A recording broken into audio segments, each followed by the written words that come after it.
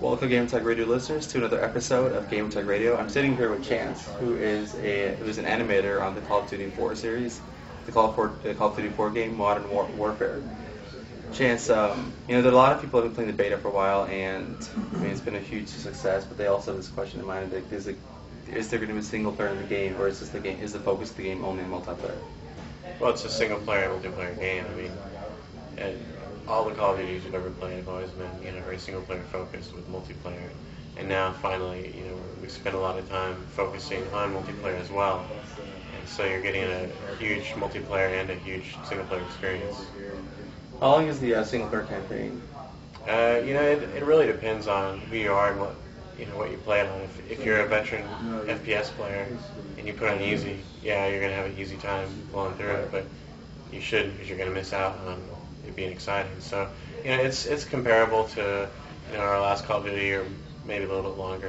I haven't actually clocked myself playing from the start to the beginning. I'm usually skipping around levels, so, but it's at least comparable to our previous games.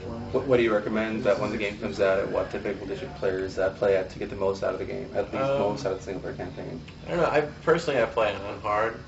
I'll beat it on hard, and then I might go back and do veteran.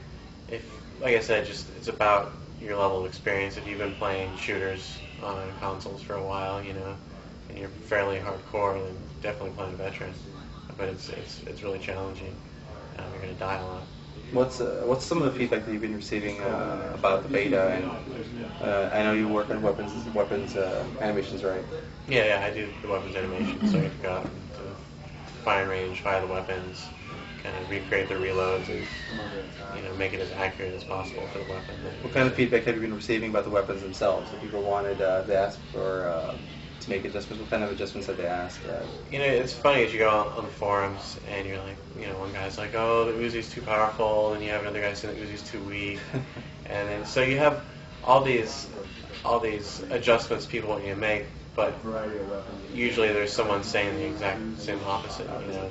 There have been a few things that we might adjust a little bit with maybe the M21 sniper rifle might have a little more recoil, but as far as most weapons, it's really like certain people like certain things, and I prefer like my all-around weapon would be the M4, at least for the beta. It's kind of a jack of all trades. But for someone else, I see a lot of people using the MP5 everywhere. I don't like the MP5 personally. It just doesn't fit my style. And so it's, at the office we feel it's pretty balanced. There's always things that can be tweaked, but there's not going to be any huge changes to the weapons. And how much realism are you striving towards in the game? Are you trying to make the game, at least the weapons, act like they're realistic, as real counterparts, or are you going to act as sort of just...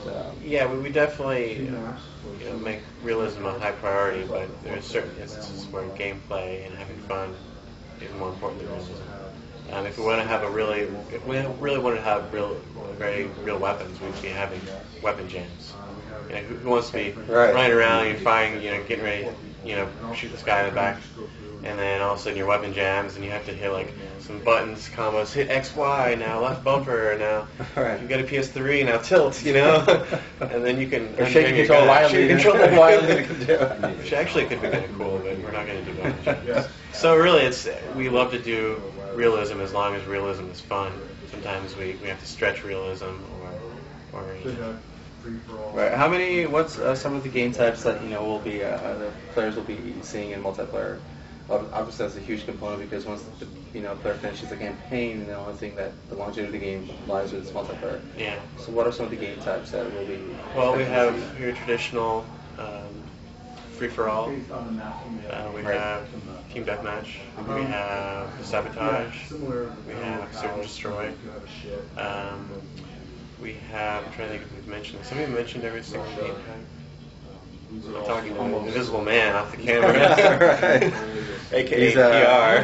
He's got imaginary consultant. I don't think we've described old school, but we've described hardcore. Oh, we've mentioned old school. We have something called old school. All right. Can you elaborate upon these? It's for those who haven't played the beta or not too familiar with free for all is deathmatch. Of course. Team deathmatch is team deathmatch. Team Slayer, like Team Slayer, Slayer basically, for those who are Halo fanatics. Yeah, it'd be like Slayer. It's like Slayer.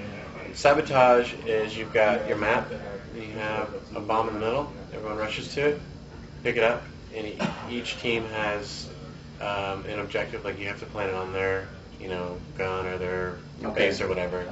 And so you each have one. And so, say I pick up the bomb, I plant it. It starts ticking out for like 30 seconds.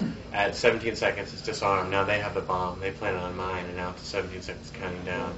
So it's like a push. It's kind of like football, It's like so it counts down to 29 seconds. There's 1 second left, and you disarm it and take it back to the base. Yeah. It's just 1 second yeah, left. Exactly. Wow. And then you also mentioned. Let me see.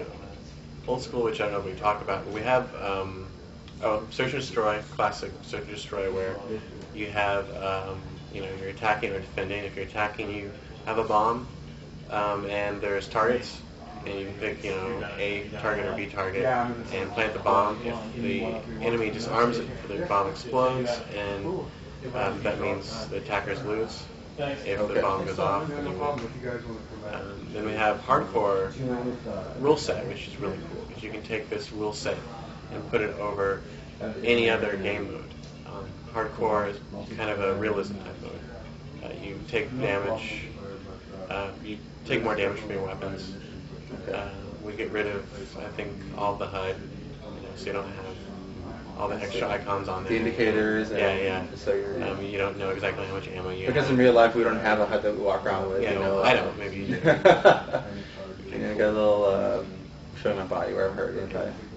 So you get rid of the HUD and you take more damage. So it's kind of like a realism mode, You're gonna die very quickly. Nice for the hardcore who want a bit of realism in the game, If you want to die quicker, then choose this mode. Choose this mode.